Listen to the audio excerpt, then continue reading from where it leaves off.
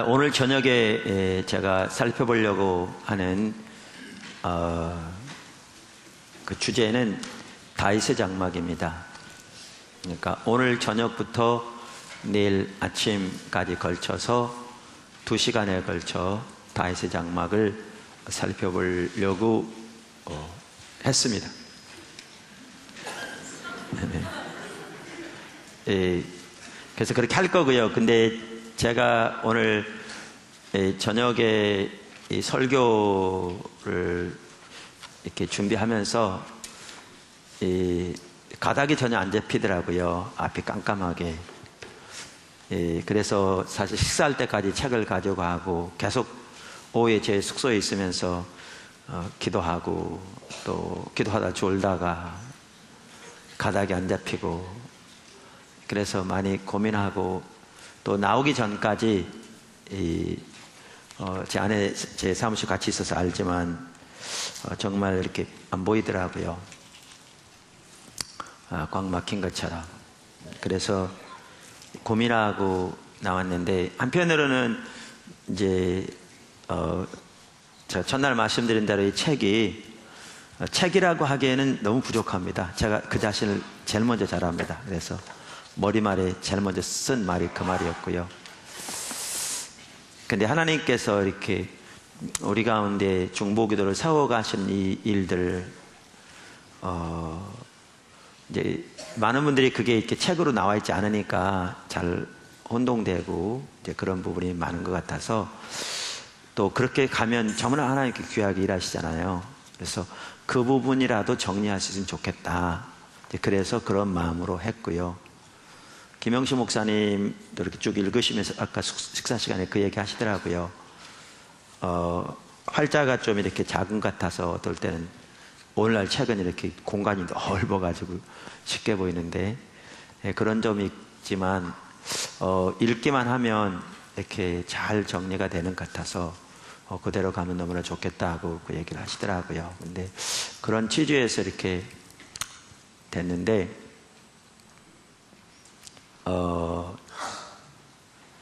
아까 말씀드린 대로 제가 오늘 저녁에 이렇게 그래서 와서 예배를 같이 드리면서 제가 이렇게 좀 더 가닥이 이렇게 잡혀져 있는 게 뭐냐 하면 제가 바로 다윗 장막으로 넘어가기보다는요 앞으로 좀 물러서 회복과 부흥을 위한 중보기도를 이렇게 좀 언급하고 넘어가는 게 좋을 것 같아요. 그래서 제가 오늘 진도를 다 나갈 수 있을지는 모르겠습니다. 오늘 못 나가면 내일 하나씩 당겨서 하면 되고요. 마지막 시간에 하려고 했던 부분은 제가 화요 모임에서 하면 여러분들이 인터넷으로 들으면 되니까 여기 없더라도 그렇게 하시면 될 것 같고요. 사실 이 책에 나와 있는 내용 이렇게 쭉 한번 살펴봐도 참 좋겠다 싶은데 예배와 중보기도 학교가 있어서 좋고 그때는 예배하고 같이 살펴봅니다. 사실 중보기도 시간이 많지 않습니다. 나누는 시간은. 왜냐하면 예배에 많은 부분을 또 두 개를 같이 너무나 중요한 부분이고요. 좋은 건 예배학교, 중보기도 학교 따로 하는 게 좋습니다. 근데 이제 섬기는 인원이 제한이 있다 보니까 그런 부분이 어려움이 있더라고요. 제가 목회도 안 하고 그러면 훨씬 더 좋을 텐데 이 목사님도 그렇고 근데 각자 섬기는 교회가 있고 또 같이 섬기니까 그런 제한적인 부분이 있긴 합니다만은 과거 예를 보아도 예배와 중보기도 학교 하나님 참 함께 하시더라고요. 그리고 그때 이렇게 특별히 하나님의 부흥에 대해서 많이 말씀하시고 그러면서 저는 이제 그런 걸 보면서 이렇게 느끼죠. 하나님의 마음에 정말 참된 예배를 받으시구나, 열망이 있으시구나 그걸 느끼고요. 그리고 그 예배가 하나님의 부흥과 밀접한 관계가 있는 것을 보겠더라고요. 제가 예배 회복 책 정리하면서 말라기서를 보면서 이렇게 선명히 거기 기록되어 있는데요. 제가 그거 보기 전에 예배와 중보기도 학교 섬기면서 우리는 예배와 중보기도 학교로 모였는데 하나님이 우리 가운데 같이 모여서 기도할 때마다 집중적으로 마음을 부어주시고 감동을 주셨던 부분이 부흥에 대한 부분이었거든요. 그러면서 그 예배와 부흥이 그렇게 밀접하게 관련되어 있는 걸 경험적으로 알았는데 나중에 책을 이렇게 쓰고 정리하면서 더 보다 보니까 이렇게 성경에 명백하게 나와 있는 부분인 것 같더라고요. 이제 그래서 그런데 그런 부분이 있습니다. 근데 제가 다윗장막을 살펴보려다가 아까 말씀드린 대로 회복과 부흥을 위한 중보기도를 좀 더 이렇게 일부만 언급하고 좀 넘어가려고 하는 게 뭐냐 하면, 하나님께서 저를 인도하실 때에는 회복과 부흥을 위한 중보기도부터 인도하셨어요. 그걸 조금 더 좀 나누는 게 필요할 것 같더라고요. 그리고 이제 하나님께서 일하시기 시작하면서, 운행하기 시작하면서 그 다음에 이제 포도나무 교회를 우리가 지금 다윗장막으로 이렇게 인도하셨는데, 이렇게 제가 책을 쓰면서도 그런 부분을 이렇게 느꼈습니다만은 두 개에 대한 이해가 좀 달라요. 이해가 다른데 어떻게 이게 조화를 이루느냐, 이런 부분도 이제 일부에서는 생각하기에 좀 어렵게 느껴질 수 있는데요. 근데 저 같은 경우에는 회복과 부흥을 위한 중보기도를 먼저 인도하시고, 그리고 나서 말씀드린 대로 다윗장막으로 인도하셨는데, 다른 모든 사람들이 그 과정으로 가야 되는가라는 것은 제가 잘 모르겠어요. 그렇다라고 말씀드리는 건 아니에요. 그런데 이 부분에 있는 것 같더라고요. 다윗장막으로 나갈 때에도 우리가 살펴본 회복과 부흥을 위한 중보기도에 대한 가치와 이해와 자세와 태도가 그 바탕에 있어야 다윗장막이 보다 진정한 의미의 다윗장막이 돼요. 그러니까 우리가 의미하는, 그러니까 다윗장막에 나가더라도 이 부분이 빠지고 다윗장막으로 나가면 어떻게 보면 알맹이 빠진 그 그릇처럼, 전혀 알맹이가 다 빠진 건 아닌데 중대한 부분이 결여된, 어떻게 보면 제가 바라보고 이해하는 다윗장막으로서의 진정한 그 의미가 훨씬 못 사는, 뭐 전혀 100% 안 산다 그렇게 말할 수는 없을지 모르지만, 그래서 훨씬 못 사는 이제 그러한 기도가 될 것 같고요. 그러니까 어떤 면에서는 그 과정으로 나가는 것도 중요할 것 같다, 이런 생각이 듭니다. 특별히 지금 우리가 처해 있는 이 시점에서 여러분 한 분 한 분이 정말 주 앞에 서야 할 중요한 그 중보기도는 사실 회복과 부흥을 위한 중보기도, 이 부분이 먼저 이렇게 되어질 때 여러분들이 하나님과 관계에서뿐만 아니라 주님 안에서 세워지는 아주 중요한 그 수단이 될 거라고 생각하고요. 이제 그렇게 해서 하나님께서 이렇게 인도해 가시면서 이제 더 충분하게 이제 그 토대 위에 다윗장막으로 나아가면 훨씬 더 아름다운 열매를 맺힐 것 같아요. 그래서 그 부분을 여러분이 분명히 인식하기를 원하시는 것 같아요. 제가 알고 있었지만 그냥 다윗장막 이렇게 나가려고 할 때에 아까도 말씀드린 대로 이런 부분을 좀 나누기를 원하시는 것 같아요. 회복과 부흥을 위한 중보기도를, 그러니까 어제 중보기도, 우리가 말하는 중보기도, 그러니까 일반적으로 중보기도 하면 이제 다른 사람을 위한 기도예요. 일반적으로 이해하는. 그런데 이제 우리가 말하는 중보기도는 약간 다른 차원이죠. 그래서 어제 이사야서 62장 6절과 7절을 토대로 해서 그거를 중보기도 아니고 다른 기도라고 해도 괜찮아요. 그냥 기도 이렇게 해도 괜찮고요. 저는 사실은 제가 그 포도나무 교회에서 하나님 나라의 삶에 대해서 오래전에 이렇게 마태복음 5장, 6장, 7장 중심으로 살펴보았거든요. 그리고 이후 이제 연결해서 살펴봤는데 언젠가 다시 살펴볼 거예요. 왜냐하면 그 부분이 너무나 핵심적인 부분인데 한번 살펴봐서는 우리 머릿속에 안 남아있거든요. 그래서 그것도 책으로 정리돼야 되고 또 살펴볼 거고 또 이렇게 될 텐데 너무나 중요한 부분이라고 저는 확신하는데요. 근데 제가 그걸 살펴보면서도 제가 이거를 중보기도라고 따로 부를 그런 계좌가 되나 싶더라고요. 왜냐하면 성경에 나온 하나님 사람들이 드렸던 기도는 이런 기도예요. 느헤미야가 이렇게 기도했고요, 모세가 이렇게 기도했고, 사무엘이 이렇게 기도했고요.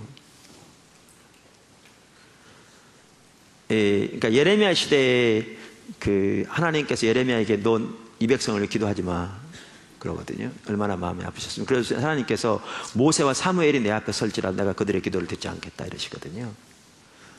그러니까 하나님이 친히 정말 하나님 앞에서 기도의 사람으로서 2명을 대표적으로 뽑은 게 하나님이 뽑았는데 모세와 사무엘이에요.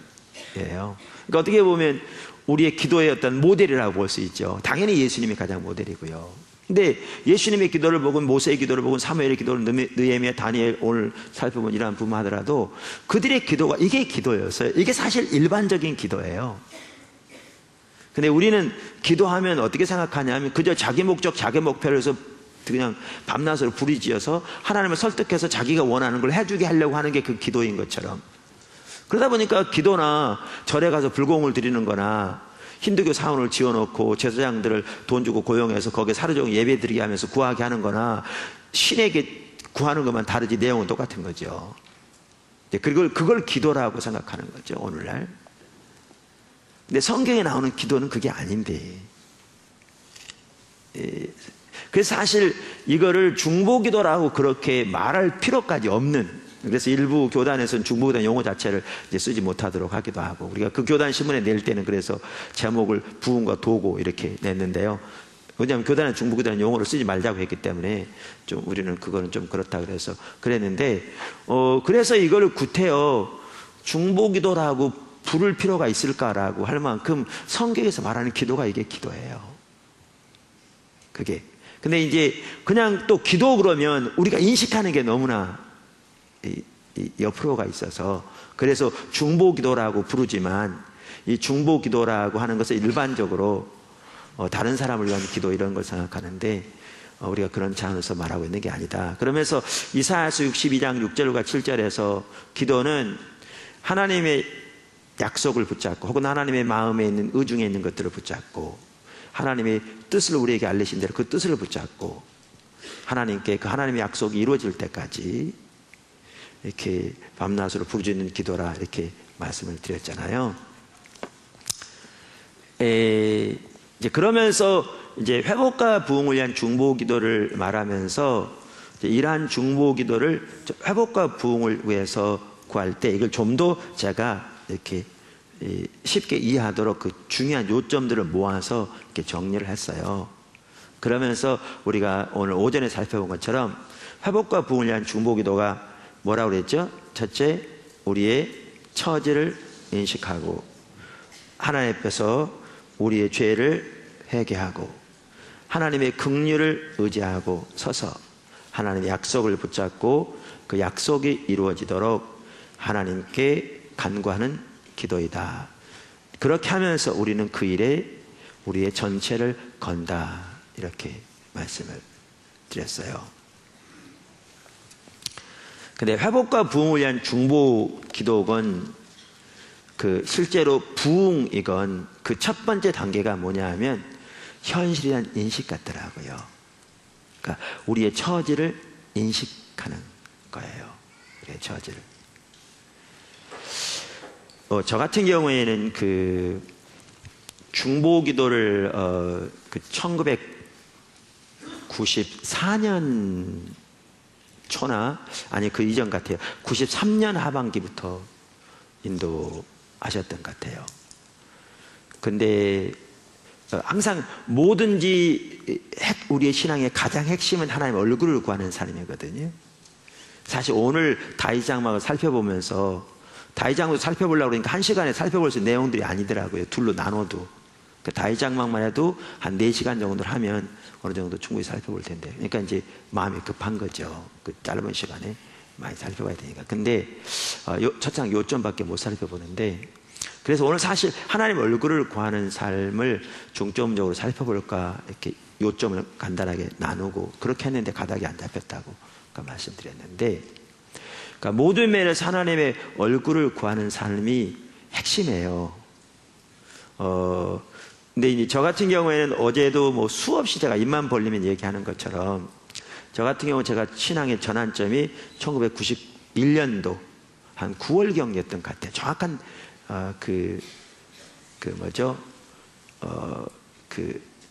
달은 기억하지 못해요. 달은 기억하지 못하는데 제가 교회 환자가 있어서 죽어가는 환자가 있었어요. 그러니까 그냥 죽어가도록 가만 놔둘 수는 없잖아요.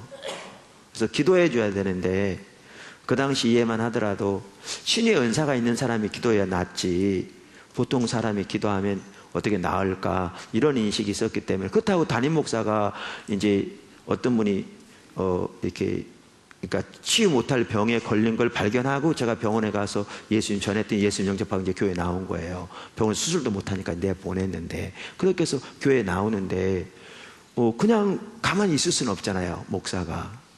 그래서 이제 기도하기 시작하면서 이제 또 치유에 대한 책들을 또 찾아보면서 어떻게 치유를 기도할 건가, 지금 환자가 이렇게 있는데, 이제 그러면서 제가 그 당시에 호주에 있는 어느 세미나에 참석하게 되었고요. 그 세미나에 참석할 때 많은 목회자들이 그렇듯이 성경적으로 분명한 확신이 있어야 되니까 아무리 옆에서 뭐가 일어나더라도 이제 자료들을 많이 사왔죠. 근데 자료들을 사왔는데 치유에 대한 자료들은 사온 게 많지 않았고요. 주로 이제 부흥에 대한 얘기들이었어요. 근데 이제 갔다 와서 이렇게 그 자료들을, 테이프들을, 주로 테이프들이죠, 듣는데 하나님이 저를 많이 깨뜨리시더라고요. 그러니까 신앙이 정리된 건 아니었는데 설교들을 들으면서 내 신앙의 어떤 마음의 자세가 참 잘못되어 있는 그런 부분들이 많이 비춰지더라고요. 그래서 제가 이제 어떨 때는 듣다가 꺼놓고 무릎 꿇고 회개하고 용서를 구하고 또 다시 듣기 시작하고 막 이러곤 했거든요. 이제 그런 시점이었는데, 교회가 작은 교회였는데, 그렇지 않아도 작은 교회인데 교회가 시험 든 거예요. 그러니까 이제 교회가 반쪽나게 생겼더라고요. 사실 우리 목회자들은 그 마음을 좀 이해하죠. 평신도들은 좀 아마 덜 이해할 거예요. 네, 그런 부분에 있어서 정말 힘들죠. 그렇지 않은 작은 교회는 반쪽나게 생겼으니까. 그래가지고 힘들어서 이제 교회에서 금식을 하는 거예요. 저는 지금도 금식 못 하거든요. 네, 근데 워낙 어려우니까 먹을 생각이 안 나는 거죠. 그래서 교회에서 금식하면서 이렇게 기도하는데, 둘째 날인지 셋째 날인지 주님이 또렷하게 저에게 그렇게 감동을 주시더라고요. 말씀하시더라고요. 네가 날 사랑하지 않는구나, 그러시더라고요. 참고로요,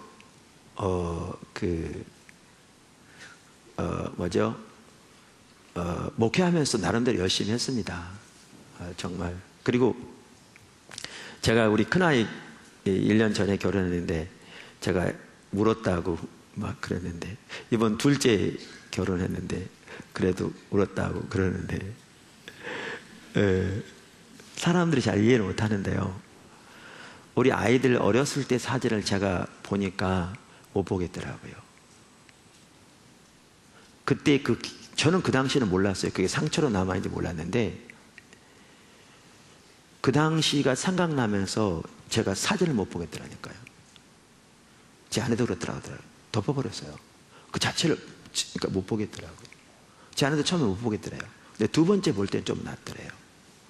근데 저는 두 번째도 이게 못 보겠더라고요. 지금은 좀 괜찮아요. 그래서 이번에 우리 큰며느리 왔을 때 사진, 어렸을 때 사진 정리해서 주고 오는데요, 왜 그랬냐면 정말 두 번 다시 못 갈 만큼, 알고는 못 갈 길들을 갈 만큼 사실 힘들었거든요. 그 당시 힘들다고 몰랐었죠. 그렇게 느껴지지 않아서 그렇지, 그 사진을 못 볼 만큼. 근데 그런 가운데서도 아이들이 잘 자라서 결혼을 이렇게 하는 그 하나님의 은혜가 생각나니까 그래서 눈물이 쏟아진 거거든요. 다른 게 아니라 그 어려운 가운데서도 주님의 은혜를 정말 잘 이렇게 자라게 해주셔서. 근데 그걸 다 주님을 위해서 했다고 생각했거든요. 그리고 제가 교회에 그렇게 함으로써 뭐 교회에서 큰 덕을 얻는 것도 아니고, 뭐 제가 교회 개척했기 때문에 나올 때 후임자한테 뭐 돈 받아 그런 거 전혀 상상도 못했습니다.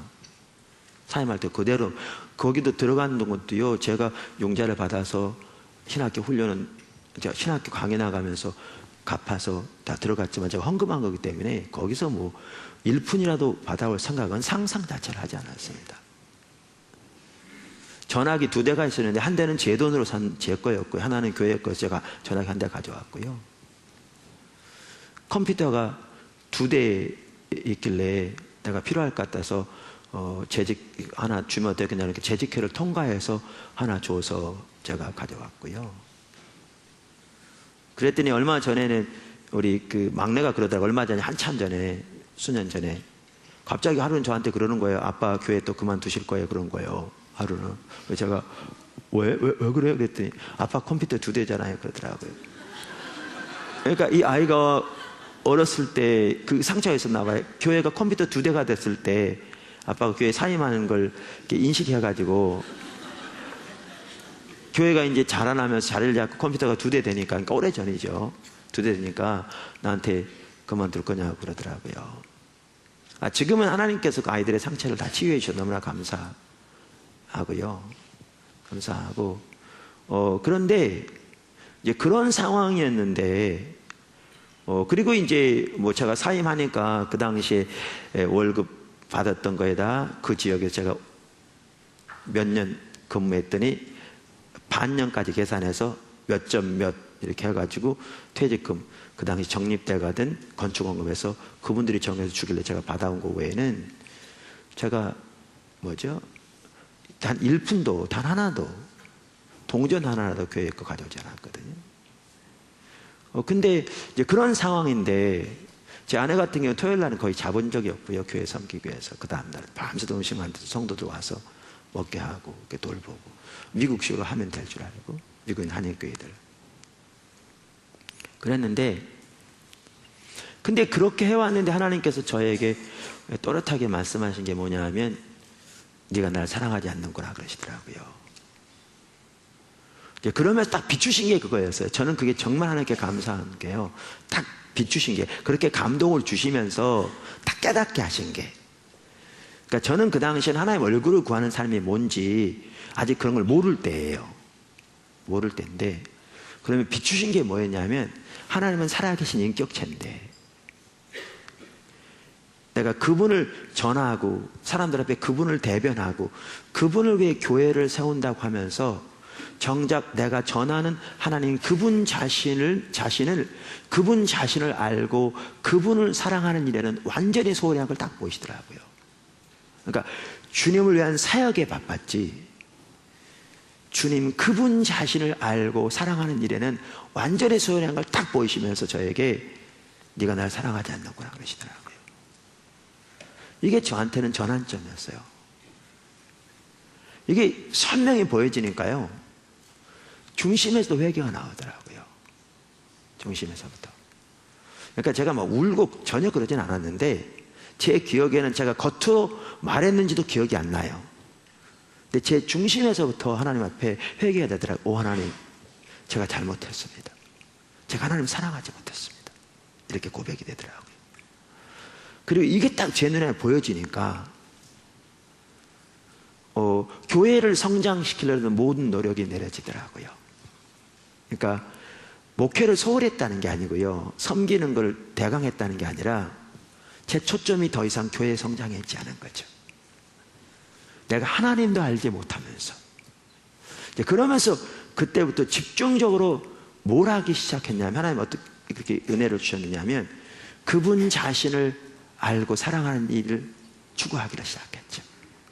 집중적으로.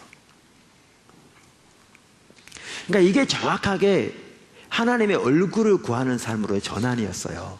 저는 그게 뭔지도 모를 때예요. 근데 이게 첫 단추예요. 신앙적으로 보면요, 모든 면에. 그래서 그때부터 이제 집중적으로 하나님을 알기를 구한 겁니다. 어떻게 알 거예요? 그러니까 성경을 연구하고 앞서가 믿음의 선배들의 테이프를 듣고, 저는 이제 한국에서 그런 부분에 저를 도와줄 수 있는 분이 있었겠지만 제가 아는 분이 없어서, 또 그런 관점에서 각도에서 하나님을 아는 것, 하나님과의 관계, 하나님의 영광을 보는 것, 하나님과 친밀한 교제, 이런 부분에서 가르치는 분이 제가 알기로는 주변에 없어서 도움을 받을 데가 없었고요.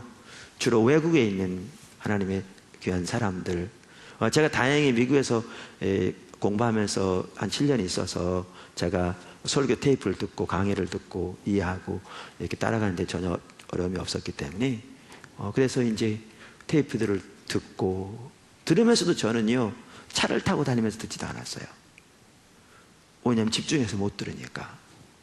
그래서 제 사무실에 앉아서 그때 테이프 이런 거 뭐 이렇게 누르는 거 갖다 놓고 듣고 들으면서 적고 성경 찾아보고 어떨 땐 듣다 꺼놓고 내 삶이 비춰지면 회개하고 돌이키고 정리하고 그렇게 정리되는 걸 또 가서 성경 확인하고 그리고 이제 또 가르치고 이제 이렇게 집중적으로 하나님을 이렇게 찾기 시작했는데 그렇게 하나님을 집중적으로 구하기 시작하면서 이 얘기는 꼭 제가 하고 넘어가요. 왜냐하면 그 말의 의미를 이렇게 아는 게 중요하니까 꼭 얘기할 때마다 하는데 그렇게 한 6개월쯤 되었는데 6개월쯤 되었을 때 그 제가 그 차를 타고 가다 라디오를 켰는데 CBS 뉴스 들으려고요. 어떤 분이 5분 설교하면서 성경 본문을 읽는데 여호와를 기뻐하라 그리하면 저가 내 마음의 소원을 이루시리라 이런 구절을 읽더라고요. 그 말은 여러분이 가난한데 복권 하나 샀더니 5억 당첨돼 보세요. 50억 당첨돼 보세요. 얼마나 기쁘겠어요. 이제 그게 기쁨인 것처럼 하나님을 너의 기쁨 삼으라. 그분이 내 기쁨이 되라. 그 말이거든요. 그 구절은 물론 그분은 전혀 다르게 설교했지만 저는 그게 그 구절인 줄 분명히 이해하고 있었습니다. 근데 그 말을 듣자마자 제가 운전하고 가다 지금 딱 켰는데 그 본문이 딱 들렸는데 듣자마자 하나님이 제 마음을 비추시는데요. 마음을 비추시는데 제가 이렇게 주님을 구한다고 하면서 주님을 구하는데 이렇게 주님을 추구하고 나가면 내가 섬기는 이 교회를 하나님이 이상적으로 세워주시겠지라고 생각하고 있는 내 모습을 보이더라고요.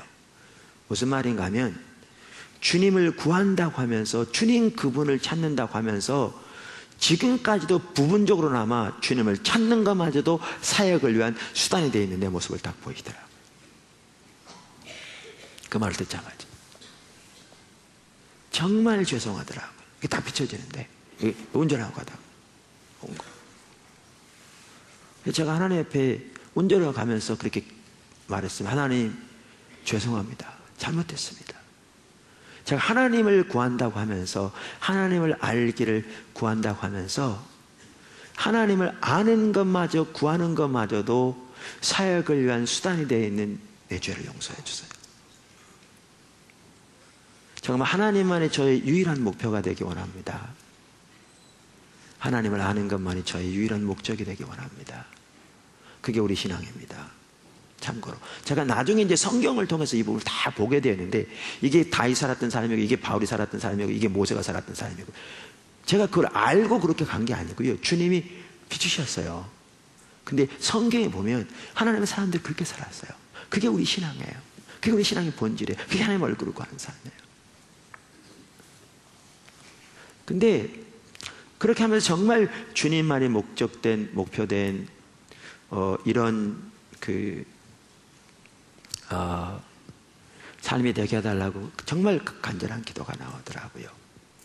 근데 그렇게 한 2년을 집중적으로 주님을 찾고 구하고 연구하고 은혜를 구하고 기도하면서도 주님을 알기를 구하고 어떨 때는 책 한 권 성경 한 권 가지고 기도원에 가서 주님의 길을 배우기를 원하고 연구하고 찾고 구하고 기도하고 그러곤 했는데 그렇게 2년 동안 주님을 찾고 나니까요 내 눈에 뭐가 보여지냐 하면 오늘날 우리나라의 신앙이 총체적으로 옆으로 가 있는 게 보이더라고요. 신앙에 대한 이해부터 시작해서 예배에 대한 이해부터 시작해서 신앙의 자세, 태도 총체적으로 그리고 그 시점부터 하나님께서 중보기도를 인도하기 시작하셨어요. 그 시점부터. 그러니까 중보기도만 하더라도 전 중보기도가 뭔지도 몰랐어요. 아까도 어젠가 몰랐는데 제가 그 당시에는 1년에 한두 차례씩 이제 외국에 이렇게 가서 이렇게 세미나 참석하고 그랬거든요. 왜냐하면 은혜도 받고 또 자료들도 사오고 지금 또 선진국 같은 데서는 어떤 책들이 나오고 있고 이런 걸 또 봐서 또 자료들을 구해와서 또 1년 동안 연구하고 찾고 이런 것도 필요하기 때문에 제가 어려운 때지만 하나님께서 필요를 채워주셔서 1년에 꼭 한두 차례는 대개 한 차례고 많이 가면 어떨 때 예외적으로 한두 차례 갈 때도 있었고 이렇게 가서 그랬는데 사실 여러분 그런 기간이 필요해요. 여러분 여기 와서 이 컨퍼런스만 열심히 참석하고 돌아가서 여러분이 주님 앞에 고민하며 주님을 찾을 시간이 없으면요 이거 도움 안 돼요. 오히려 이게 해가 될 수 있어요. 주님을 찾는 것을 대신하는 걸 먼저. 컨퍼런스도 필요해요. 우리를 하나님께서 우리를 비춰보게 하시고 은혜를 주시고 새롭게 하시고 문제는 돌아가서 주님을 찾아야 되는 거죠. 예, 그래서 이제 1년에 한 차례씩 거의 한 차례고 예외적 어떨 때는 두 차례 한두 번 그럴 때가 있었는데 가서 이제 은혜도 받고 사실 그때 그렇게 은혜 받으러 갈 때는요 비행기값 들여서 먼 외국까지 그것도 호텔비 다 들여서 뭐 이제 등록비도 뭐 우리처럼 싸기라도 합니까? 밥을 줍니까? 다 들여서 밥 다 사 먹고 이제 그리고 다니면서 이렇게 그랬는데 그래서 한 번은 갔더니 그러는 거예요. 하나님이 중보기도의 영을 부어주신대요. 그 강사가. 그래서 하나님 앞에 기다리래요. 다들. 그러니까 이제 그때 유명한 강사들이 많이 왔었는데 그 컨퍼런스에 뭐 담임 목사가 다 강사들 들어가라고 그러니까 일렬로 줄 서서 들어가더라고요. 그러면서 뭐라고 하냐면 하나님께서 중보기도의 영을 직접 부어주신다고 그런다고 하나님 앞에 기다리라고 그러더라고요. 그 당시 한 3,000명 이상 모였는데요. 대부분은 이렇게 미국에서 있던 집회인데 미국 내에 있던 백인들이었고요. 한국에서 간 사람은 저 혼자였고요. 또 한국 내에 있는 뭐 한인들 온 분들 한 몇 분 대여섯 분 될려나 몇 분 안 됐고요. 다른 뭐 흑인이나 남미계도 거의 없었고 이제 그런 집회였는데 기다리라고 그러더라고요. 그래서 이제 기다렸죠. 하나님 부어주신다니까. 근데 이제 기다렸는데 부어주신다고 그러는데 어떻게 부을 줄 알아요? 하늘에서 불 떠나 떨어지나. 근데 이제 부어주신다니까. 사모하는 마음으로. 또 중보기도 영을 부어주신다는데 중보기도 영이 뭐예요? 중보기도 어떻게 영이 부어지나? 뭐 이런 것도 그렇고. 근데 이제 하나님이 중보기도 영을 부으신다니까 이제 다 기다리라고 했습니다. 이렇게. 사모함으로 기다리고 있었어요. 그랬더니 어떤 일이 있었냐면요. 제가 젊었을 때, 이렇게 청년 때, 그때 이제, 빌리그레암 목사님의 전도 집회인지 아니면, 여의도에서 있던 그 당시에 큰 집회들이 있었잖아요. 거기 다녀와서인지는 기억은 안 나요. 근데 하나님께서 해외 선교에 대한 말씀을 주셨던 건 분명한 것 같아요. 그래가지고 집안이 참 가난했었는데도 벽에다가 크게 그 전지에다가 써가지고 붙여놓고 기도하게 했던 게 뭐냐면요. 그 제목이 그거여서 하나님 세계를 주시옵소서였어요. 먹을 거 없는데. 어떨 때 끼니도 없어서 먹을 때도 없을 때도 있었는데, 근데 그렇게 기도하게 하셨고요. 그렇게 기도만 하면 막 주로 이런 거였어요. 이렇게 권역별로 기도하는 거. 하나님 아시아를 주시옵소서, 유럽을 주시옵시고, 아프리카를 주시고, 미주를 주시고, 막 이렇게 세계를 기도하면요. 막 기도가 이 뱃속에서부터 이렇게 올라왔어요. 간절한 기도가. 그래서 하나님 막 기도하면서 하나님께서 세계를 주시면 사람들이 저를 비방하고 저러게도 괜찮습니다. 주님, 세계를 주시옵소서. 막 그런 기도했거든요. 여러분, 기도는 돈 안 드는 거예요. 이렇게 하세요.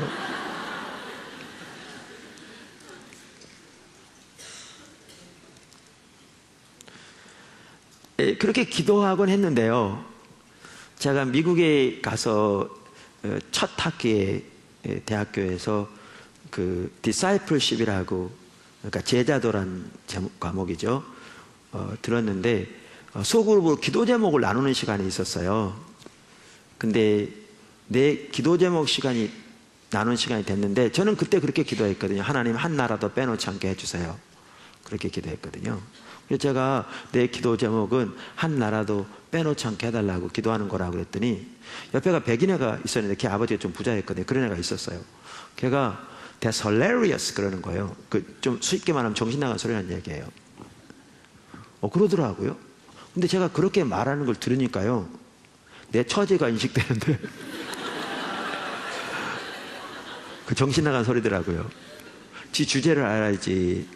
한국이 얼마나 세계에서 작은 나라고, 그 당시만 해도 작은 나라고, 나는 한국에서 더욱더 뭐 정말 백 하나 뭐 힘 하나 쓸 수 있는 사람 옆에 하나 있지 않고, 가난해서 끼니도 제대로 안 떼어줄 때가 있는 그런 집에서 이렇게 우리가 살았고, 정말 유학 자체가 불가능했는데 하나님께서 길을 여셔서 이렇게 오게 되셨는데, 세계가 얼마나 넓은데 그렇게 기도한다는 자체가 이게 그거 정신 나간 소리더라고요. 제가 그 뒤로 그 기도 끝쳤어요.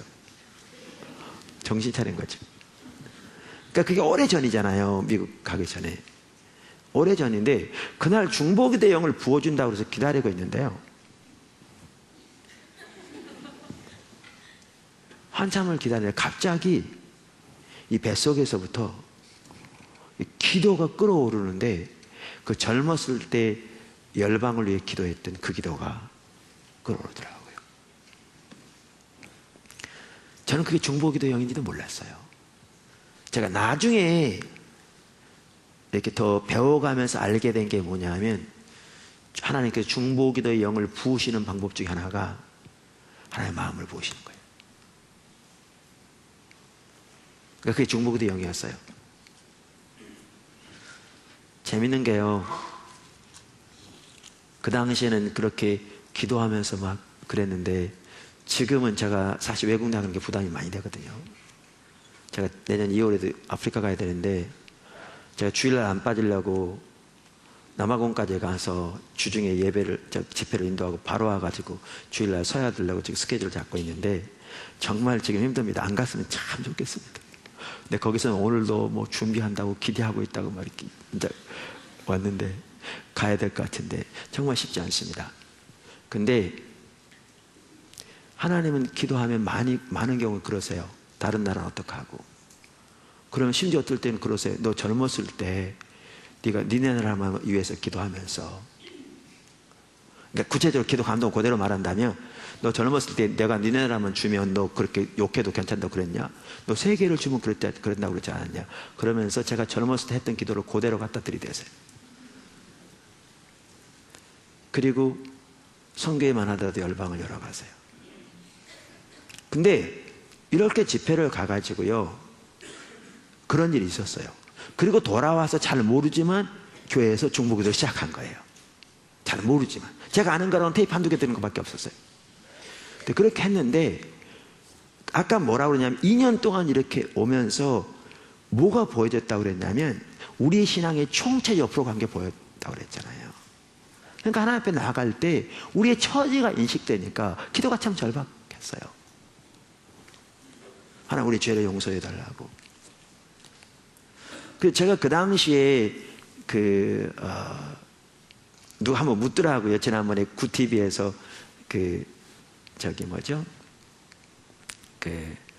와서 포도나무께 이렇게 특집으로 촬영하면서 성경 구절 중에 특별히 내 마음에 와닿는 성경이 뭐냐고 묻더라고요. 많잖아요. 이때 이게 가장 이때 읽었고. 생각해 보는데요, 제가 그 당시 하나님께서 인도하실 당시 저에게 가장 마음에 와닿던 성경 구절은 다니엘서 9장에 나오는 다니엘의 기도 중에, 주여 주 이름을 위하여, 주 자신을 위하여 주의 황폐한 성소에 주의 얼굴빛을 비추시옵소서. 그 구절이었어요. 어떤 미술학원 선생님이 두루마리처럼 해가지고 그거를 써줬어요. 주여 주 자신을 위하여 주의 얼굴빛을 주의 황폐한 성소에 비추시옵소서. 그래서 그것을 이렇게 걸어놓고 그것만 보기만 하면요, 정말 그 마음이 있었어요. 우리의 처지가 지금 그런 상황이잖아요. 주의 황폐한 성소와 같은. 근데 우리의 의는 걸레와 같아서 주님 앞에 내놓을 것이 아무것도 없지만, 우리가 주 앞에 설 때 오늘 오전에 살펴본 것처럼 우리의 의를 의지하여 서는 것이 아니라 주님의 자비와 긍휼을 의지하여 서오니 주님의 자비와 긍휼로 인하여 주님 자신을 위하여 우리는 임의로 가서 제 길로 가서 오늘날 이렇게 되었을지라도 우리는 주의 피로 값주고 사신 주의 교회, 하나님의 이름을 일컫는 하나님의 백성임을 기억하시고 주 자신을 위하여 주의 얼굴 빛을 주의 황폐한 성소에 비추시옵소서. 그게 기도였어요. 그렇게 오늘 처지가 인식되어지니까. 근데 이제 그렇게 나가서 기도하면 정말 하나님의 마음이 부어지더라고요. 그러니까 이 시대를 보는 눈이 하나님의 마음이 더 부어지고요, 우리 처지가 더 인식되어지고요. 여러분 오늘 오전에 김기현 목사님 설교하실 때 우리의 처지가 인식되어지면 그것이 우리의 죄로 인한 것이거든요. 우리의 처지가 다른 사람 때문이 아니에요. 저와 여러분의 죄 때문이에요. 그래서 우리의 죄로 인한 것임을 인식하고 하나님 앞에서 그 죄를 회개하는 것이 중보기도의 한 부분이라고 그랬잖아요. 그러면 많은 분들이 그럴 수 있어요. 그런 얘기 들으면 당연하지, 회개해야지. 아니요, 해보세요. 오늘날 우리의 처지를 인식하고 하나님 앞에서 다니엘처럼 그렇게 공의는 하나님께로 돌아오고 수욕은 우리에게 돌아오며 오늘날과 같아서 우리와 우리 조상들이 범죄해 하나님의 길을 떠난 거로 이렇게 되었던 것을 인식하고 하나님 앞에서 그렇게 자기와 자기 조상들의 죄를 회개하고 하나님의 긍휼을 의지하여 주님의 은혜를 구하는 그 자리에 실제로 나가보세요. 그냥 말 말고 가서 해보세요. 그럼 하나님이 하신 일이 뭐냐 하면 하나님의 마음을 보세요.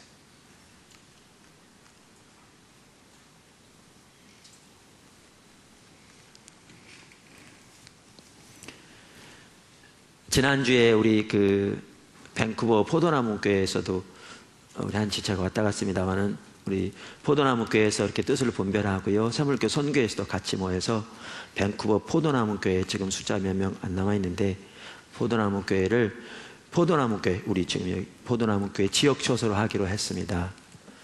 우리가 그냥 선교에서 시작한 일을 그냥 이렇게 흡수하는 게 아니고요, 지금은 정말 주님의 도움이 필요해서 많이 섬김이 필요한 시점이어서 기도하는 중에 포도나무 교회가 이렇게 안고 섬겨야 될 것 같아서 희생도 해야 될 것 같고 그래서 했는데 거기를 지금 남아공에 가 있는 우리 김소구 선교사님, 평신도 선교사신데 이제 신학도 같이 하면서 거기를 섬기게 될 겁니다. 그분은 평신도인데도 하나님이 귀하게 세워 가세요. 남아공에 갔을 때 거기에 있는 오랫동안 거기 사역하셨던 목사님, 선교사님, 그분이 김소구 선교사님보다 나이도 훨씬 많은 그분이 저를 만나서 개인적으로 그러시더라고요. 자기는 김소구 선교사님을 자기 멘토로 여긴다고. 그만큼 하나님이 세워가세요. 근데 이분이요, 우리 남아공 팀들이 그렇게 섬기면서 제일 먼저 잘한 게 그거였어요. 남아공에 보내진 우리 몇몇 선교사들이 가서 처음부터 하게 된 게 중보기도부터 시작했어요. 우리가 살펴본. 제가 거기 갈 길이 있어서 김소구 선교사님하고 이렇게 다른 선교사님 같이 있는 자리에서 얘기하면서 어떤 얘기를 하다가 우리의 현실에 대한 얘기가 나왔어요.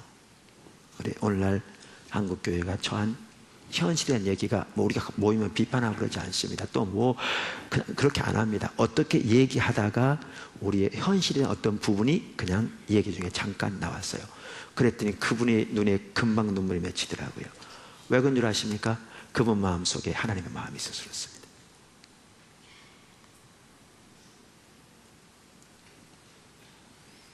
여러분이 우리의 처지를 인식하고 하나님 앞에 그렇게 그것이 우리의 죄로 인한 것임을 인식하고 우리 자신부터 신앙의 본질을 떠나 하나님을 버려 종교적인 의식과 모양을 했을지 모르지만 삶은 하나님의 법을 버린, 하나님 버린 생명이 거친, 심지어 하나님의 교회에서마다 하나님의 임재가 거치고 교회 중직들마다 하나님의 길을 모르고 그 직분의 직분에 대한 하나님의 비전조차 상실한 이 시대에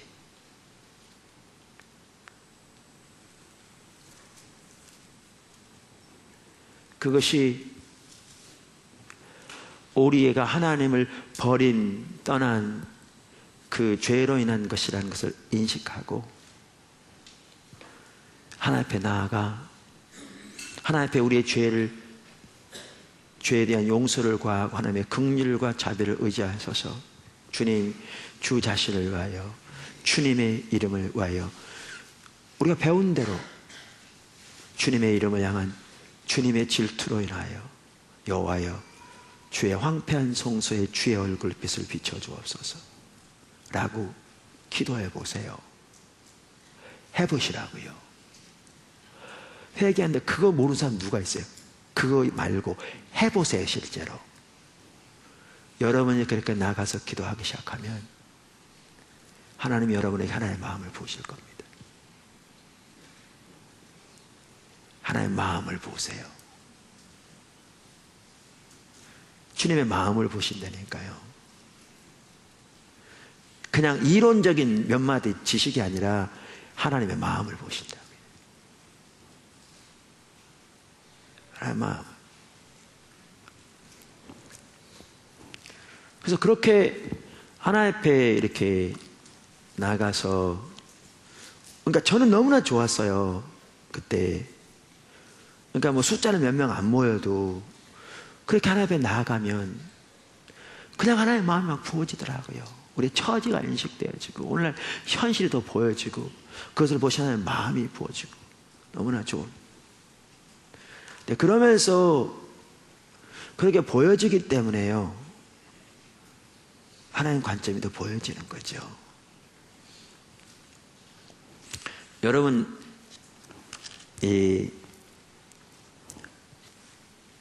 제가 회복과 부흥을 위한 중보기도를 뭐라고 아까 말씀드렸죠?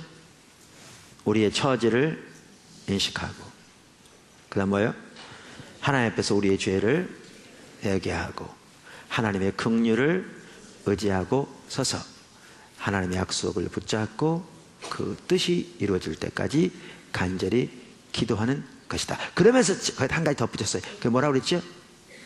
그러면서 그 일에 자신의 전체를 거는 것이다 그랬어요. 여러분 그 로이드 존스 목사님이요 그 부흥이라는 책에서 그분이 뭐라고 그랬냐면 하나님의 부흥이 올 때 부흥이 오는 첫 단계는 항상 현실의 인식이라고 그랬어요. 그러니까 정말 엉뚱한 얘기 같지만 정말 중요한 거예요. 왜냐하면 하나님의 관점에서 자신의 처지가 보여지지 않으면 돌이킬 수 있는 소망도 없어요. 오전 시간에 살펴본 대로 라오디게아 교회 얘기를 했었는데 라오디게아 교회에는 하나님의 관점에서는 칭찬할 것이 단 한마디 없는 교회였다니까요. 우선 주님이 문 밖에 계셨어요. 이 말은 주님의 임재가 거친 교회죠. 그러니까 칭찬할 것이 한마디 없다는 것은 그만큼 하나님의 생명이 거쳐 있어요. 왜? 주님의 임재가 함께 하지 않으니까 주님의 생명이 없는 거죠. 하나님의 임재, 하나님의 생명 이런 것은요 그냥 있어도 되고 없어도 되는 게 아니에요. 강대상을 이런 뭐죠? 수정을 할 거냐 나무로 할 거냐 이런 얘기가 아니에요. 예배를 앞에다가 이 악기를 둘 거냐 성가대를 세울 거냐 이런 내용이 아닙니다. 여기다 생화를 둘 거냐 조화를 둘 거냐 이런 내용이 아니고요. 예배를 11시에 드릴게요 12시에 드릴게요 이게 아니고요. 그 내용은 교회의 그 근간을 이루는 것들이에요. 그런 내용들이 우리에게 없다면 나머지는 껍데기만 남은 거예요. 이거는 교회의 생명의 핵심 그 자체예요. 주보가 무슨 색이냐 이런 거하고는 근본적으로 다른 거예요. 우리 교회 몇 명 모인가도 근본적으로 다른 거고요.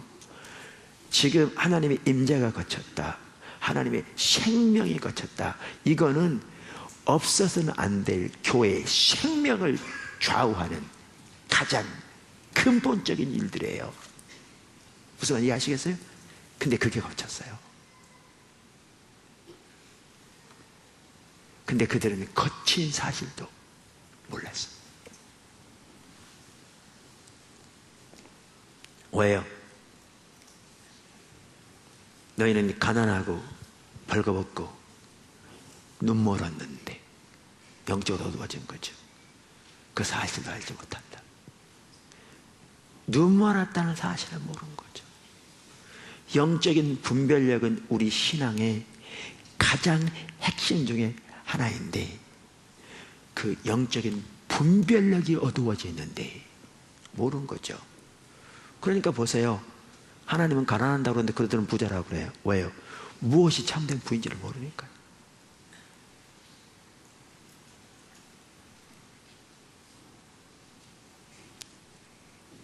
그게 라오디게아 교회예요. 그런 상태인데 본인들은 부자라 부여하여 부족함이 없다고 자부했어요. 이런 상태에서 하나님 부흥 오겠습니까? 불가능합니다. 불가능합니다. 불가능해요. 그래서 로디온스 목사님 책만 봐도 하나님이 부흥이 올 때 하나님께서 은혜를 베푸셔서 소수의 사람들일지 몰라도 그들에게 영적인 분별력을 열어주심으로 하나님의 관점에서 자기의 처지를 보게 하세요. 무슨 말이냐면 이런 거죠. 그러니까 그 부흥책에 그런 얘기 나와요. 하나님의 부흥을 예배했던 사람들은 그들이 라오디게아 교회와 같다고 느꼈다고 그랬어요. 그러면 어떤 분은 그럴 수 있어요. 아니, 라오디게아 교회는 자기가 그런 처지에 있었는데도요, 그 사실도 모르는 거죠. 이 얘기는 뭐냐 하면, 그 한 사람 한 사람은 우리가 보기엔 정말 훌륭한 사람들이었어요. 그런데 하나님이 하나님의 관점을 여시니까 하나님을 아는 신앙의 본질의 차원, 하나님의 영광의 임재가 그들의 삶 속에 함께 하시고 하나님의 생명이 자신의 삶과 교회의 삶 속에 넘치는 그러한 하나님의 관점에서 자기들이 라오디게아 교회처럼 얼마나 벌거벗고 가난하고 눈멀고 아무것도 없는 상태에 있다는 것을 깨닫게 된 거죠. 무슨 말인지 아시겠어요? 이 인식이 있기 전까지는 부흥이건 회복이건 참된 부흥이나 회복에 대한 단 어떠한 소망도 없어요. 개인이건 교회이건 없어요. 불가능해.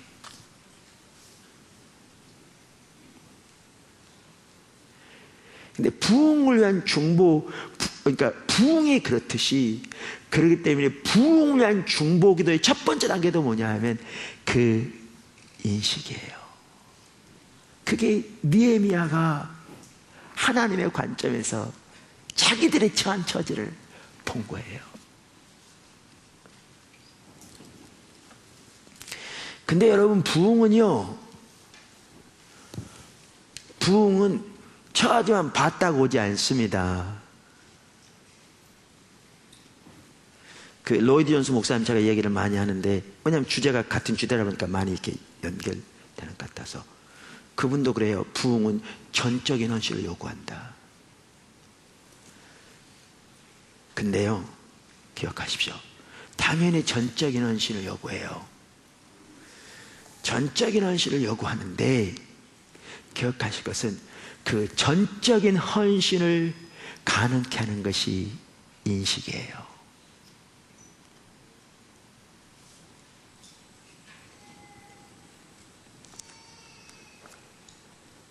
전적인 헌신을 가능케 하는 것이 인식이에요. 그러니까 느헤미야 보세요. 어제 저녁에 살펴본 것처럼 자기도 모르는 사이에 자기 얼굴이 그렇게 수심이 가득해서 하마터면 목숨을 잃을 만큼, 왜요?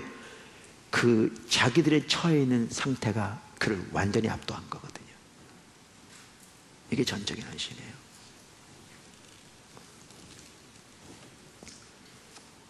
제가 이 책에다가 마틴 루터의 예를 써놨어요. 저는 마틴 루터는 참 좋아하거든요. 왜 좋아하게 된지는 모르지만 좋더라고요.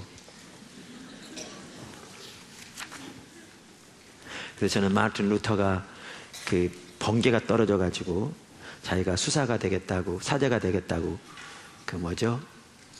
그 맹세한 거기도 가봤고요. 마르틴 루터가 프레드릭 그 영주의 도움을 받아서 피신해서 신약 성경을 번역했던 그 성에도 가봤고요. 마르틴 루터가 95개의 조항을 내걸고 종교를 일으켰던 비텐베르그 성당도 가봤고요. 근데 마르틴 루터를 좋아해요. 뭐 제가 좋아한다는데 뭐. 마르틴 루터는 원래 법학도가 되기 위해서 공부하고 있었어요. 그러던 중 1505년 7월 2일 방학 동안에 잠시 집에 왔다가 에르푸르트로 돌아가는 길이었는데요. 슈토테르하임 근처에서 무시무시한 벼락이 바로 앞에 떨어졌대요. 그 땅에 엎드려서 이렇게 기도했어요. 성 안나여 저에게 힘을 주셔서 저는 수도사가 되겠습니다. 그러니까 그 당시에는 그 지역을 관장하는 성자가 있었고요. 그 성자에게 기도하면 그 성자가 마리아에게 기도하고 마리아가 예수님에게, 예수님 하나님께 이렇게 인식하고 있었거든요. 그러니까 그 얘기예요. 그래서 그는 그렇게 맹세했기 때문에 그 맹세를 안 지키면 큰 화를 입는다는 그 당시 인식이 있어서 성 들어가게 되었어요. 그 수도원에. 그러면서 그가 어떻게 되었느냐, 바울의 서신서를 통해서 이제 이 얘기를 짧게 줄이면 믿음으로 말미암는 의를 발견하게 된 거예요. 그리고 그 당시 교회가 얼마나 옆으로 가 있는가를 보게 된 거죠. 그 믿음으로 의롭게 되는 진리를 발견한 것에 대해서 그는 이렇게 말합니다. 거기서 나는 다시 태어난 것처럼 느꼈고 낙원으로 문을 열고 들어간 것처럼 느꼈다. 성경 전체가 새로운 의미로 다가왔다. 과거에 하나님의 의는 나를 증오로 가득 차게 했었는데 지금은 그 말이 나에게 더 큰 사랑 안에서 표현할 수 없을 정도로 달콤하게 느껴졌다. 바울의 이 구절이 나에게 천국의 문이 되었다. 그러면서 그는 1517년 10월 31일 내일이 종교개혁 기념일입니다. 1517년 10월 31일 비텐베르그 대학 부속 성당 정문에 95개조의 논제라는 제목의 문서를 게시하고 그것이 계기가 돼서 전 유럽으로 종교교육이 급속도로 퍼져가게 되었어요. 그래서 그는 1521년 1월 3일 교황으로부터 영원한 추방을 선고받았고요. 그러한 상황에서 루터는 보름스 의회에 나와 자신의 입장을 변호하라는 초청을 받았습니다. 카를 5세 황제가 신변 약속을 보장했지만 그 약속을 믿을 만한 것이 못 되었습니다. 주변의 동료들은 말렸고요. 그들은 말렸습니다. 그들은 100년 전 가톨릭 교회가 존 허스에게 한 일을 알고 있었을 겁니다. 존 허스 아시죠? 보헤미아 사람. 그 존 허스의 동상이 거기에 있대요. 어디죠? 프라하. 제가 프라하를 한번 갔었거든요. 그 동상이 거긴 줄 알았더라면 다른 아무 데 안 가고 거기 갔을 텐데 제가 몰랐어요. 무식해서.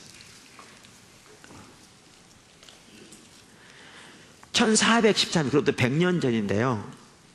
가톨릭 교회는 그 당시 복음주의 설교자, 개혁자인 존 허스에게 독일 콘스탄스에서 열리는 전체위원회에 참여하라고 소환했어요. 그 당시 황제는 그에게 안전통행권을 보냈습니다.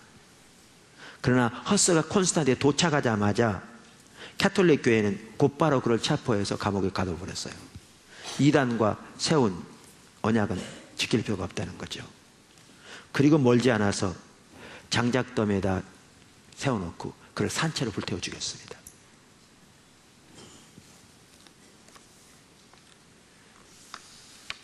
존 허스가 순교하면서 남긴 유명한 말이 있어요. 아시죠? 장작이 허스의 목까지 쌓였을 때 바바리아 공작은 그에게 자신의 신앙을 포기하라고 권면했답니다. 그러자 허스가 대답하기를 이렇게 말했답니다. 나는 결코 악을 지향하는 교리를 설교한 적은 없다. 내가 내 입으로 가르쳤던 것을 이제는 나의 피로 인치게 되었다. 그러면서 사형 집행인에게 이렇게 말했답니다. 당신은 거의 한 사람을 불사르고 있다. 보헤미아어로 허스는 거의란 뜻이랍니다. 그러나 1세기 후에는 구울 수도 삶을 수도 없는 백조가 나타날 것이다. 그렇게 말하고 죽었는데요. 100년 후에 루터가 나타나는데, 루터 그 팀들이 가지고 있던 국기의 문양이 백조였답니다. 근데 이 사실을 100년 전에 가톨릭 교회가 그렇게 한 사실을 루터는 알고 있었을 거예요. 당연히. 그러니까 주변에서 말렸고요. 그래도 올라갔습니다. 1521년 4월 16일 보름수에 도착한 루터는 다음날 첫 번째 청문회에 참석했어요. 트리에르 대주교의 고문관은 루터에게 두 가지 질문에 답하도록 물었습니다. 그대 이름으로 출판된 이 책들은 그대의 것으로 인정하는가? 그대는 이 책들에서 쓴 내용을 철회할 준비가 되어 있는가? 그러면서 이렇게 말했습니다. 맞다, 내 책들이다. 그러면서 나는 그리스도께서 내게 은혜를 베풀어 주시는 한 영원히 한 글자도 처리하지 않을 것이다. 그러면서 유명한 말이 나와요. 제가 재작년인가 그 시카고에 있는 그 빌리그레암 목사님 센터 가보니까 어떤 조금 박물관에 어떤 홀에 2000년 기독교 역사 동안에 가장 큰 기여를 남긴 몇 명의 하나님의 사람들의 이렇게 배너가 있더라고요. 그 중에 한 사람 루터인데, 거기에 그가 거기에 산 이 말이 써 있었어요. 독일 말로. Hier stehe ich kann nicht anders. 내가 여기 서 있으니 나는 다른 일을 할 수 없노라. 그래서 라널 베인튼인가요? 예일의 유명한 역사학자가 루터의 전기를 쓰면서 영어 제목이 Here I stand. 내가 여기 서 있다. 왜요? 인식이 전적인 헌신을 가능케 합니다. 프레드릭 영주의 도움으로 그는 거기에서 목숨을 건질 수 있었고요. 곧바로 성에 숨어서 그때부터 짧은 시간 내에 신약 성경을 번역했습니다.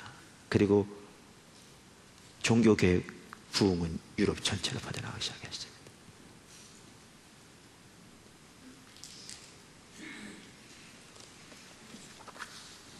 정도와 규모는 다를지 몰라도요, 여러분, 하나님의 교회가, 우리가 지난주에 정말 귀한 시간이었어요. 이번 주 못지않게. 왜냐하면 지난주에는 비전이 나눠진 시간이었고요. 그래서 제가 우리 보드나무 지혜들을 꼭 지난주도 같이 참석하면 좋겠다라고 말씀드렸었는데 2주 동안 비지 못하니까 아마 원문들이 좀 많이 못 오신 것 같아요. 제가 인터넷 보니까 이미 다 올라가 있더라고요. 여러분 쭉 들으실 수 있어요. 근데 정도와 규모는 다를지 몰라도 오늘날에 우리가 처해 있는 이러한 상황에서 하나님의 교회가, 우리의 상황이 하나님이 의도하신 교회의 모습으로 회복되는 거요, 그냥 될 것 같으세요?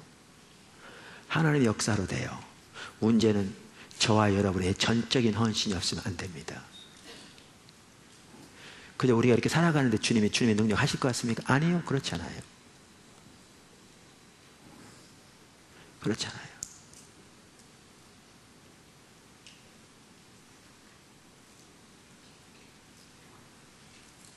그렇지 않습니다.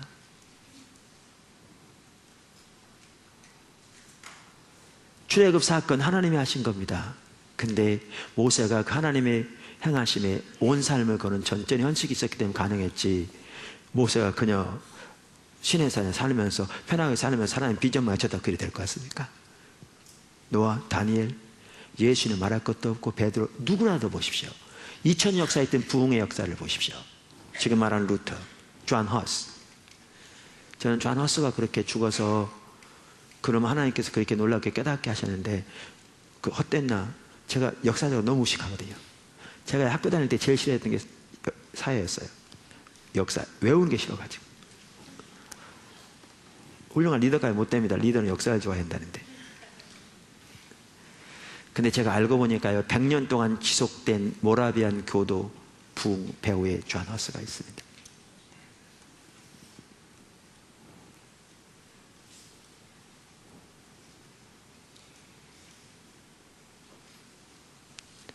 하나님의 뜻이 이루어지려면 전적인 헌신이 필수입니다. 근데 그 전적인 헌신을 가능케 하는 게 인식입니다. 인식이 전적인 헌신을 가능케 합니다. 포도나무 교회가 처음 세워질 때만 하더라도요, 절대 쉽지 않았어요. 제가 늘 말씀드리니까 여러분, 그런데 작은 것 같지만 절대 쉽지 않았습니다. 사람들이 이해하지 못하죠. 있는 사람들마다 이러저런 얘기가 있죠. 절대 쉽지 않았어요. 그러니까 말씀드린 대로 여러 번 나누지만 초기에 200명 이상이 방문했어요. 한 달에 350만 원 적자날 때. 이대로 가면 언제 교회 문을 닫을지 모르는. 근데 그때 메시지가 너무나 강하고 예배 드리는 형태가 그들이 기대하는 바가 아니라고 그래서 200명 이상 왔었는데 5명 정도밖에 안 남은. 그런데 그렇게 할 수밖에 없었던 것은요, 제 눈에 우리의 처지가 보여졌고 어떻게 하나님이 원하시는 바가 보여졌기 때문에 가능한 거죠. 인식이 전적인 헌신을 가능케 합니다. 근데 제 얘기 잘 들으십시오. 제 얘기 잘 들으십시오. 여러분이 보여지는 대로 하나님 앞에 회복과 부흥을 위한 중보기를 살펴본 것처럼 그렇게 하나님 앞에 설 때 여러분의 마음에 하나님의 마음이 부어지고 하나님의 관점이 부어집니다. 그렇게 나갈 때. 그래서 전적인 헌신이 가능한 겁니다.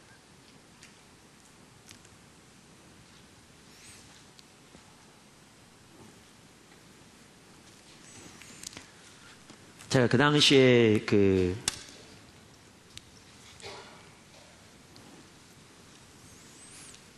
주님 구하고 따라가고 배우고 연구하고 또 그렇게 기도하게 하시고 이렇게 하다 보면 이런 적이 자주 있었어요. 제가 지금 설교하려고 섰어요. 근데 제 눈에는 이게 보이는 거예요. 그럼 성도들은 지금 이런 걸 아무것도 아직 모르고 있어요. 근데 일반 성도들이 모르는 것을 저는 그렇게 주님을 찾으면서 주님의 길을 보이셔서 보고 있어요. 그걸 나누기 시작해요. 그럼 성도들이 그 말이 무슨 말인지 모르니까 반응이 좀 그래요. 시큰둥하고 잘 이해 못하고. 근데 제가 인내하고 나눠요. 그러면 하나님의 길을 하나하나 하나님의 비전을 나누기 시작해요. 그럼 보는 사람들이 생기기 시작해요. 그럼 분위기가 완전히 바뀌어가요.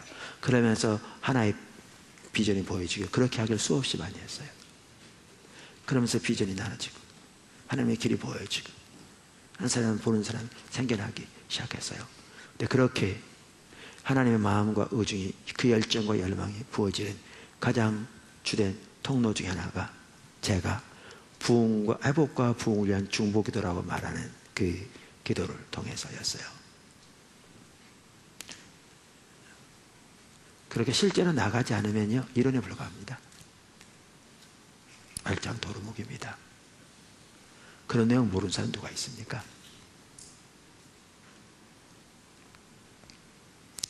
그래서 여러분들이 우리가 다윗의 장막을 살펴보기에 앞서서 회복과 부흥을 위한 중보기도를 여러분들이 분명하게 인식하고 배우고 무엇보다 지금은 그렇게 여러분들 앞에 나가는 것이 절실하게 필요한 것 같아요. 그렇게. 그리고 그 토대로 다윗 장막으로 나가더라도 다윗 장막으로 나가야 할. 그래야 실제적으로 하나님과 동행하는 하나님의 마음이 부어지고 그게 하나님의 친구거든요. 그게 하나님의 친구예요.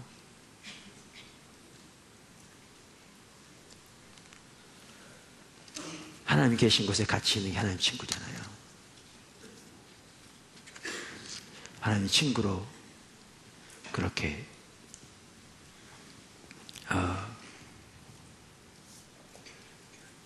자라나게 되는 것이죠. 제가 지난 1차 컨퍼런스, 목회자 컨퍼런스 이번 이렇게 섬기면서 이번에 외부에서 처음 온 분들도 있지만 많지 않아요.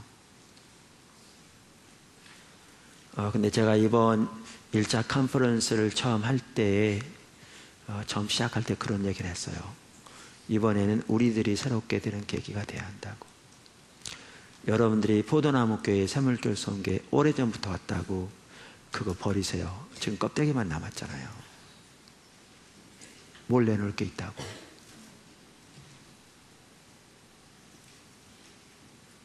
배운 대로 전혀 하지 않으면서 모양만 남았으면서 그러면서 고참이라고 앉아있으면 그게 뭐예요?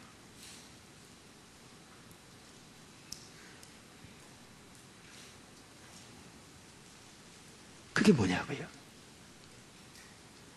장님 멤버라고요? 그래서요. 10년 됐다고요? 그래서요. 지금은요, 가장 기본적인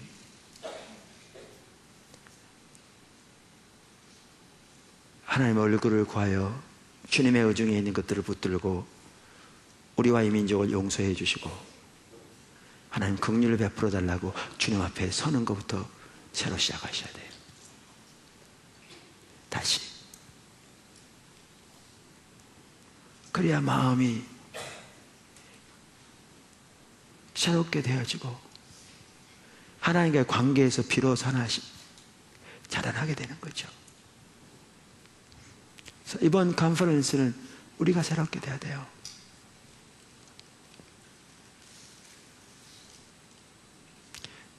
외부 사람들이 몰려오는 것은요, 하나님의 생명만 함께 하시면 순식간이에요. 근데 저와 여러분이 껍데기만 남아있으면 우리의 모임은 머지않아 도태돼요. 껍데기만 남아있는데 생명이 없는데 오래된 사람부터 그런데